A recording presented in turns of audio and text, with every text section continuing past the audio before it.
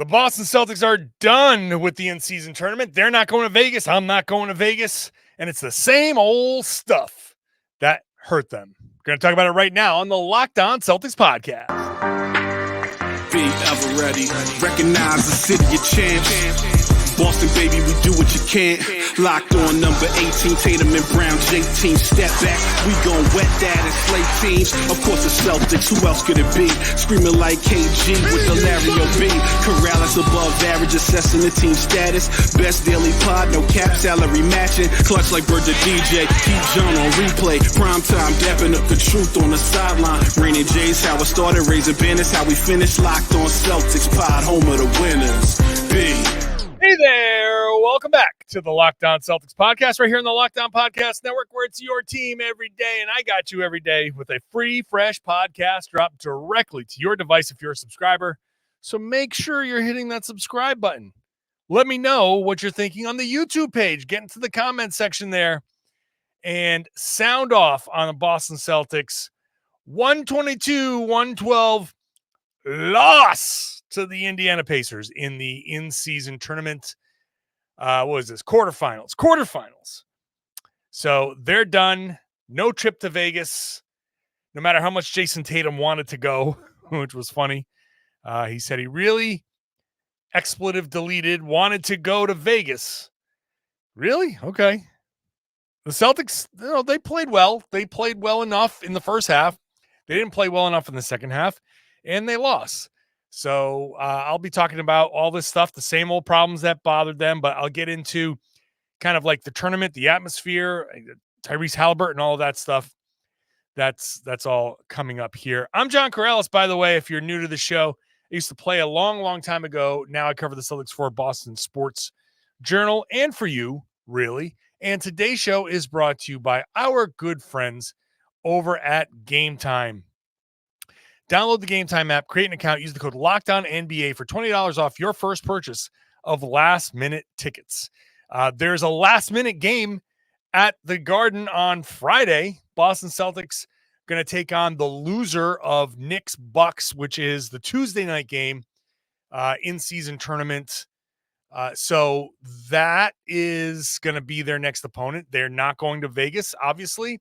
The Indiana Pacers are going to Vegas because Tyrese Haliburton went God mode and just completely destroyed the Celtics with a triple-double. That was kind of historic. He dropped 26 points, 13 assists, 10 rebounds. Okay, that's like a normal triple-double. What makes it historic is that 0 turnovers. That's only happened 7 other times. What's hilarious is that 2 of those times were in the past week, because Nikola Jokic did it twice. I mean, that guy's in just permanent God mode. This was legit. Like, you can be one of the people that says, "Oh, I hate the in-season tournament" or whatever, but even you got to admit that the atmosphere for this game was legit. This was the crowd was into it. There was drama. There was intrigue. There was, the Pacers wanted this. The Pacers wanted it. And I wrote after the game, and Joe Mazzulla said after the game, league got it what it wanted. The league got what it wanted. And I said this after the Chicago game, but this is especially true now because the league manufactured out of nowhere for a December 4th game between the Celtics and the Pacers, this feeling of playoff type implications. There was an elimination at stake. And so it felt like, oh my God, you don't want to be eliminated. Eliminated from what? We're not 100% sure. It's the in-season tournament. We've never seen it before.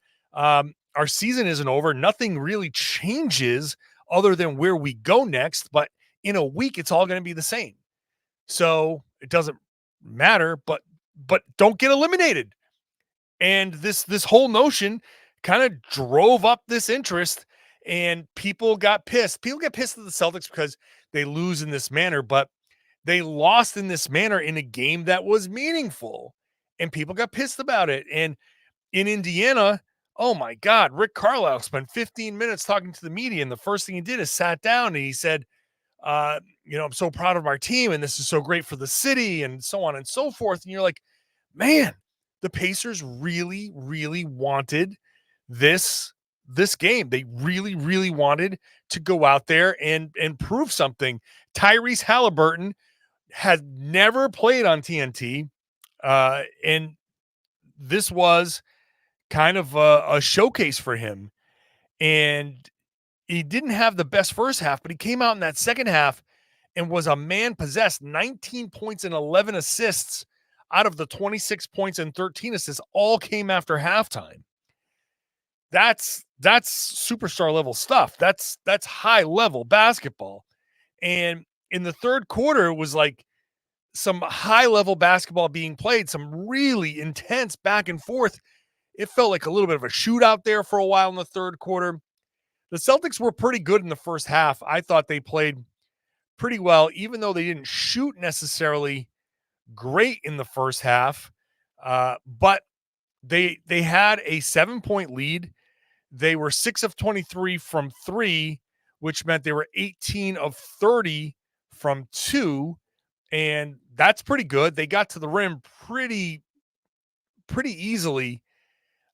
Tatum did not shoot the 3 well. Derek White did not shoot the 3 well. Drew Holiday did not shoot the 3 well. Really only Sam Hauser shot the 3 well in this game. And that was a bright spot. Sam Hauser in the second quarter kind of turned the game around because the first quarter was kind of iffy for the Celtics. In the second quarter, Hauser turned things around. It was the Celtics had a lead, but it was just kind of back and forth and a little iffy. Hauser had, well, it was late in the first quarter, I guess, that he kind of changed things and had 6 points in the third, and then that carried over into the second quarter. But then the Celtics never got it together. The first half was, it felt like they had a lead when they didn't shoot well, and the Pacers did. And that bode well for Boston. And then the second half, they just never did shoot well overall. And the Pacers caught fire. Like I said, Haliburton was just amazing. 19 points, 11 assists, 7 of 10, 4 of 7 from 3 in the second half, I should say. And the Pacers shot 11-22 from 3. You're not going to win a ton of games where overall you're losing the 3-point battle the way the Celtics did. The 47.5% to 29.3%. 12 of 41 for Boston, 19 of 40 for the Pacers. That's 7 more 3-pointers. It's a 21-point deficit right there from the 3-point line. And the Pacers had a 9-point advantage at the free throw line. Boston only went to the line 12 times. Now, they met little resistance at the rim, so their 2-point numbers were pretty good, but still, they lost the margin at the free throw line. They lost the margin at the 3-point line. They lost the turnover margin by a big way, and that's really where this thing kind of became an issue. The second half turnovers, especially 10 turnovers in the second half for 14 points versus 2 turnovers in the second half for Indiana for 4 points. It's a 10-point swing in the second half. And in a game where you lost by 10, that right there is enough of a difference. On top of that, second half 3-point shooting, you lose that by 5. That's a 15-point difference. So that's hard to make up. It's so difficult to make up that difference where you're down by 15 just by virtue of the 3-pointers and you're giving up 10 more points just on the turnovers. How can you win that game? That's why the Pacers had 37 points in each of the third and fourth quarters, 74 points in the second half. Now that's a Pacers team that we're used to seeing. The Celtics the problems were very familiar. Very familiar. I'll talk more about that. I'll talk more about this feel and how the NBA kind of got what it wanted as well. That is coming up next. Today's show is brought to you by FanDuel.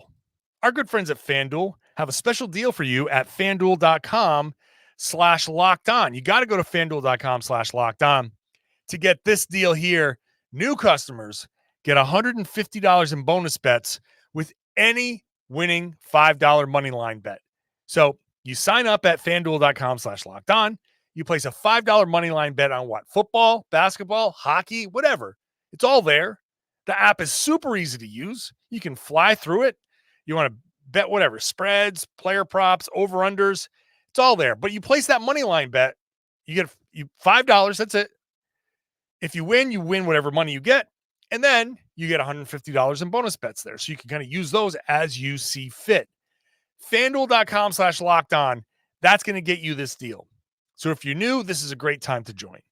And the best part about FanDuel, which is an official partner of the NFL, the best part about them is they have these tools that can help you set the limits. So you can protect yourself. You know you've got a little extra money you want to spend. Hey, instead of maybe going out, instead of buying a bottle of wine, you want to throw $20 into FanDuel. Go ahead, set your limits. Use the tools that they have to protect yourself, and you can go ahead and please gamble responsibly. Make sure you're checking out this very cool new thing that the Locked On Sports Network has put together. Locked On Sports Today, 24/7, covering the top stories of the day, local experts, plus the national shows, plus every so often one of our shows like yesterday's crossover with Tony East of Locked On Pacers was on there on this 24/7 live streaming channel. All day, every day, sports, like more sports than you can handle. So make sure you're watching that. The Celtics, so Tyrese Haliburton was really spraying it. And I think one of the issues that the Celtics faced here is that they didn't get what they needed from the supporting cast, whereas the Pacers really did. 21 points from Buddy Hield. Aaron Nesmith, 14 points, 6 of 10 shooting, and some pretty good defense on Jayson Tatum.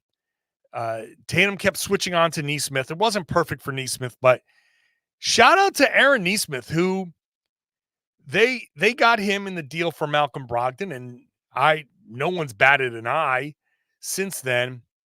The deal made sense last year. I know Brogdon's gone now, but they got a good player. This Aaron Nesmith is kind of what they were thinking when they drafted him in Boston. It's taken him a while, and maybe the change of scenery helped him because he got the opportunity that was necessary and he got to play through some stuff. But Aaron Nesmith, man, good for him. I'm really happy for him. His defense on Tatum was very impactful. So he made a contribution. Everybody kind of made a contribution. They got double digits from everybody who played except for TJ McConnell and Andrew Nembhard. And those two guys didn't play much. Everyone else gave them 20 double-digit points. Meanwhile, the Celtics got 2 points from Al Horford. He played 31 minutes, took 3 shots. Now, he did other stuff, but 3 shots for Horford. Derek White, 18 points, but his second half was kind of a no-show. And he said after the game, I felt like I was horrible in the second half. 20 minutes in the second half, 2 of 7 shooting, 1 of 4, nothing. Jrue Holiday, this is so like such a disappearing act in the second half that it's almost impressive that he played this much and did this little. 2 points in the second half, 1 shot in the second half, no shots in the fourth quarter. So his second half was 0 for 1. That was a 3-pointer, 2 of 2 from the line, 3 rebounds, and an assist and a foul, if you want to throw that in there. His fourth quarter, just zeros, 0, 0, 0, 0. He had 3 rebounds, and he had that foul, -6. 0, 0, 0, 0, 0. 0 points, 0 everything except for the rebounds. And he played all but 18 seconds of the fourth quarter. I mean, I got to go back and watch this again, but Holiday, what that was that. Now he knocked knees a couple of times, so I'm curious to see. I mean, the Celtics have 3 days off, which is, we talk about what's next. That's a good thing, and hopefully he'll recover. And maybe there's not much to recover from. But look, the Celtics got nothing. Second half, they got nothing from their supporting cast. Tatum, 20 points in the second half, 8 of 13. Ill-advised shots down the stretch, maybe. Jaylen Brown, same thing, maybe. 8 of 15, 2 of 6 from 3. They both played like well enough. You get almost 40 points in the second half from the Jays. That should be enough. This is the second time ever. The first time was last October against the Cavaliers that the Celtics have lost the game where Tatum and Brown had 30 apiece. That never happens. Rarely ever happens. So the supporting cast was problematic. And this is where, the Celtics, all the guys that the Celtics have to kind of take pressure off of Tatum and Brown, none of those guys did much. And that's kind of where the Celtics kind of fell apart. Derek White's supposed to be better than this. Holiday is definitely supposed to be better than this. And no Porzingis. So Porzingis missed the game. And that's kind of an issue, which obviously it's a minor injury. He's supposed to be back. They said he would have probably been back if they were in Vegas. So I'm assuming he'll be okay for Friday. But we'll see. There's no guarantee, but I'm just assuming that.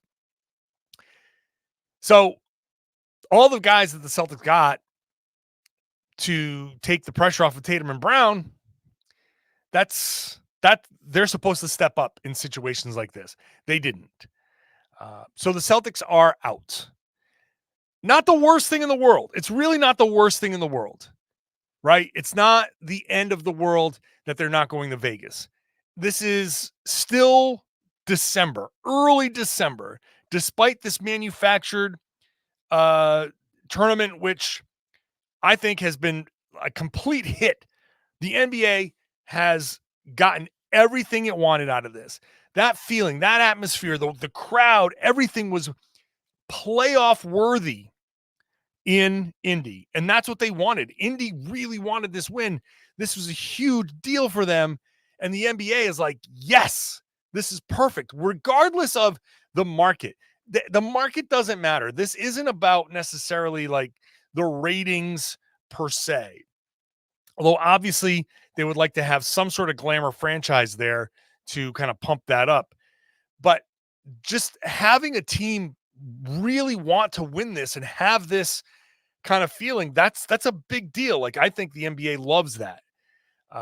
But I mean, obviously they'd love it to be, Bucks or New York versus LA, or just like a glamour franchise to bring in more casual viewers, right?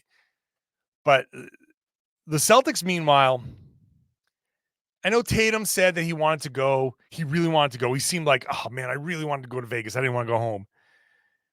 The downside, if there's a downside to losing, is what? It's a regular season game. It doesn't count for anything extra. So the Celtics lost a December 4th game to the Pacers. And they're not going to Vegas. Instead, they're going back home to Boston, where they get 3 days rest. They face either the Knicks or the Bucks, which will be, either game is going to be tough. Then they get 3 more days off. Then they play 3 games in 4 nights. Sure. But they have Cleveland twice and Orlando twice.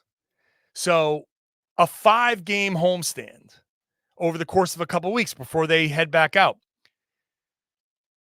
Competitiveness kicks in, and these guys wanted to win this thing, right? They wanted to go to Vegas. They wanted to be the first ever to win it. And yeah, on top of it, you get, I think, a total of $600,000 or whatever it was, I think, each round. But $500,000, I don't know if that's the total. I'm still not 100% sure on how the payouts work. But regardless, the downside, the penalty for losing is you go home and you rest. As Jaylen Brown said, we're not going to Vegas, but I guess we'll have to settle for the encore in Boston, which is the absolute worst tagline they could ask for, but also the most appropriate tagline you could ask for. How many times has somebody somewhere said, hey, look, we're not going to Vegas. We could go to the encore in Boston. That'll be fun, right? I mean, my wife and I, the most painful thing that I had to do after this game was cancel my trip to Vegas. And it's like, oh man, there go the flights. There goes the hotel. I'm telling my wife, like, hey, well, maybe we can go to a casino on Saturday anyway.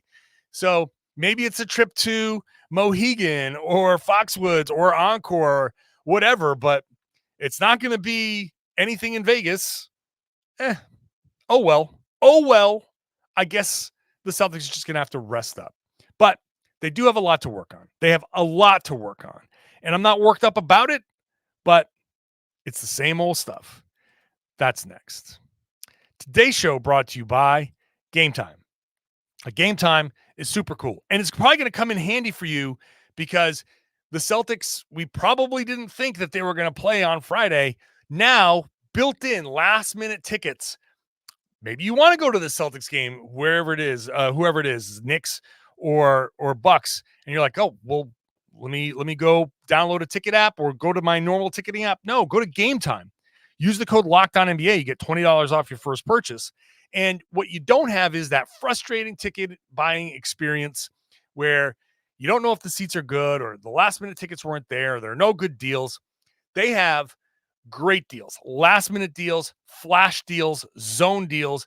What you get is with Gametime, you can look at your phone and say, okay, I can see the view from my seat. They'll show you the view from your seat so you know what you're getting.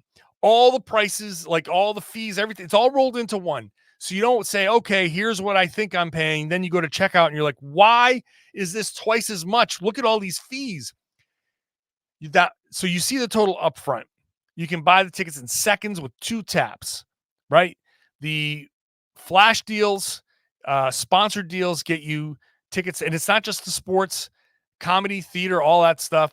With zone deals, you can pick the section. Gametime picks the seats. You get an average of an 18% savings, and they have the Gametime guarantee, which means you're always going to get the best price because if you find tickets in that same section or row for less, Gametime will credit you 110% of the difference. So take the guesswork out of buying tickets with Gametime. Download the Gametime app, create an account, use the code LOCKEDONNBA. You get $20 off your first purchase. Terms apply. Again, create an account, redeem the code LOCKEDONNBA, LOCKED, on NBA for $20 off. Download Gametime today. Last minute tickets, lowest prices, guaranteed. Thank you for making Locked On Celtics your first listen every day. Check out Locked On NBA. I'll be on tomorrow. Since I'm not traveling, I get to do my Locked On NBA show with Jake Madison, whose Pelicans did advance to Vegas. So that's fun for him. But we're going to be doing the Locked On NBA podcast tomorrow, rotating hosts all week long. So make sure you're checking that out wherever you got this podcast. So one thing that was frustrating for a lot of people is that it was a lot of the same stuff, right? You hear Jaylen Brown talking after the game, and he says, quote, sometimes in those environments, like a playoff environment, you got to remain poised and stick to the game plan. We took ill-advised shots. We didn't get to the right spots. And that's on our veteran guys to make sure that we're in the right positions and we're poised. It's on everybody to make sure that we keep control of the game. And I think we didn't do that. That's not exactly encouraging. And I'm on record as saying I think the Celtics are going to the finals this year. I know Charles Barkley after the game declared he guarantees the Celtics are going to win it. And I think that they have a really strong chance. Like they can win the championship. They are still the best team in the NBA. But and I think this test is good for them because once again, it's the reminder, hey, you guys, Like, you got to stick to the plan. You got to stick to how you're supposed to defend. You got to stick to how you're supposed to move the ball. The difference between winning and losing this game is simply execution. Haliburton hit the three. Okay. It was tied at 105 with 1:57 left. The Celtics are supposed to win that game. You're the Boston Celtics. You are the team that went to the finals. You are the team that's gone to the conference finals multiple times with this group or this core. You're the team that's older and should be more poised. Yet the Celtics continue, as Jaylen Brown said, get caught up in the rat race. The Celtics absolutely have to stop getting caught up in the whirlpool of these games. It's the number one thing. And I'm glad that this happened in December. Now, this is a recurring thing, but each season is also its own thing. So I'm glad this happened in December. It's supposed to happen in December if it's going to happen at all. They have to get through it so it doesn't happen in February, March, April, May, June. It's supposed to happen now, and you're supposed to fix it. When you have the Pacers, even though you're in their house, even though they have Haliburton just going off God mode, 1:57 on the clock and a tie game, you're supposed to win that game.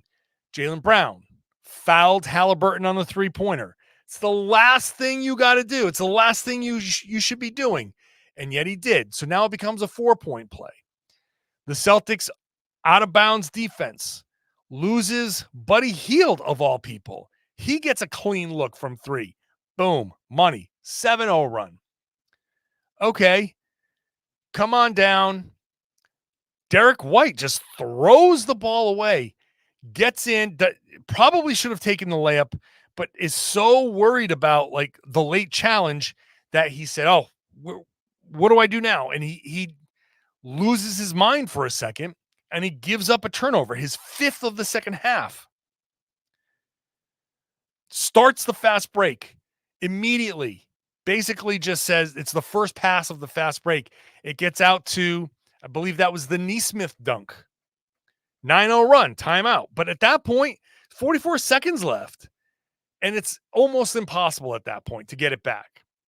So the Celtics have to just figure out this one simple thing.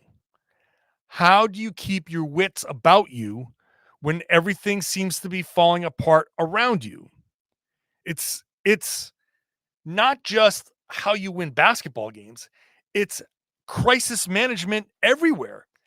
Whatever it is that your job is, as you listen, as you're driving to work, if you reach work and you show up and it's a crisis, whatever a crisis is to your job, if you walk in and go, oh my God, and you panic and you start freaking out, you're just contributing to the problem. The crisis deepens.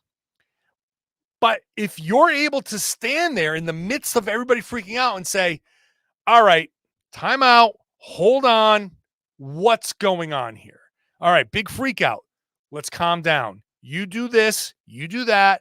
This is your job. This is your job. This is what we're doing. If you can do that, then you're ahead of where the Celtics are. This is the problem. And they seem to overcome it a little bit, but they continue to have it.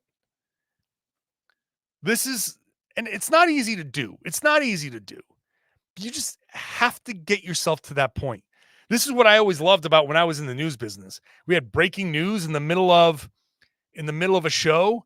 You get a call from somebody like, hey, such and such is happening.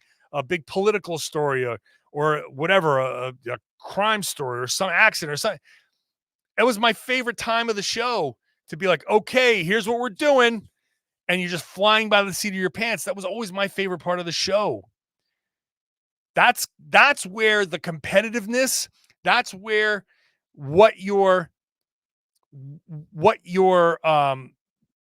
paid to do, the joy of competing and the joy of executing a game plan, that's where it's supposed to come out. And the number one key is everybody does their job. I didn't tell the director how to call the next shot. I didn't tell the switcher, no, you should be pressing that button. I didn't tell the audio person, oh, put this pot up a little higher. I didn't go try to do all their jobs. I just stayed calm and directed people as to what I wanted them to do, and they all did it. Basketball, same thing. If I'm Jayson Tatum or Jaylen Brown, you set the tone and you say, okay, here's what we're doing. I'm calling this play. You put up your little hand signals and you call the play. Joe calls the play from the sideline and you call it out and you say, okay, guys, here we go. We're running this play. Let's go. Everybody focus up here. Somebody be the leader and focus up.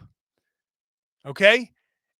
Don't be the guy who says, well, Tyrese Haliburton's a superstar. I'm a superstar. Let me just go ahead and take over. Like, okay, Jayson Tatum can kind of do it from time to time, but don't get too caught up in that.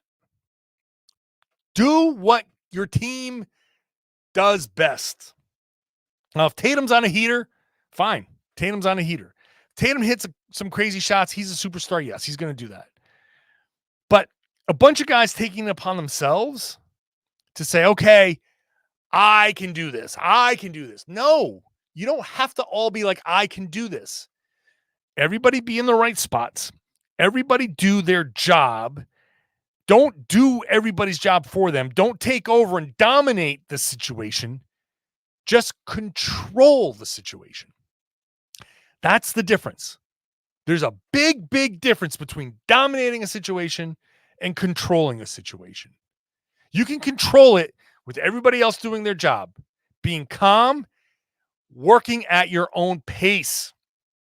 When Jaylen says we get caught up in the rat race, that's bad. Whatever pace the Pacers are playing at, you say, no. I don't care about that outside noise. My pace, our pace, Celtics pace. Here's what we're doing. Execute it. Boom, boom, boom. We're just doing this. No lazy passes. We're just doing this. We're reading. We're reacting. We're getting a bucket. Whoever scores it, scores it. But we're getting ourselves a good look at a bucket. That mentality, it's not easy to have it. And the Celtics have it in spurts. But too many times, as I've said multiple times here, my final point, too many times the Celtics get caught up in answering. And if the Celtics can just stop trying to answer the other team and go control the game the way they can control the game, they will be fine because they're better than just about every other team out there. And they'll be impossible to beat 4 out of 7 times. But if you start trying to answer everything, my turn, I got to go answer this because I'm a big star. No, not going to work. Not going to work. The beauty of this is it happened on December 4th. And so plenty of time to fix it. Plenty of time to fix it. But it's all mental. All upstairs. It's all upstairs. One of these days, somebody's going to figure this out. Figure it out soon. If you figure it out soon, man, this team, 60 wins, championship. Telling you, 60 wins in a championship if they can figure this out soon. If they don't, maybe they'll win a championship. Maybe they won't. Can't say for sure, but feel really confident the other way around. All right, so the Celtics play on Friday next. I've got a week of podcasts plus a bonus podcast on Friday. So I will have a lot of different kinds of programming here. I'll have guests. I will also probably do a mailbag in there. So if you want to submit a mailbag question, you can go to johnkaralis.com/mailbag to do that. And I will do a mailbag probably at this point on Friday or something. Let's shoot for that. So submit your questions there. I got a bunch of questions anyway, so you go ahead and do that. And make sure you're subscribed. If you're new to the show and you haven't subscribed yet, do that. If you're with the show from the beginning, if you're an everydayer, if you're part of my crew that listens Monday through Friday, I love you for it. Now I would love for you to share the podcast. You want to get me a Christmas gift? Share the podcast for me. Spread the word. Tell your friends. Tell everybody they should be listening to and watching the Locked On Celtics podcast here on the Locked On Podcast Network, your team every day.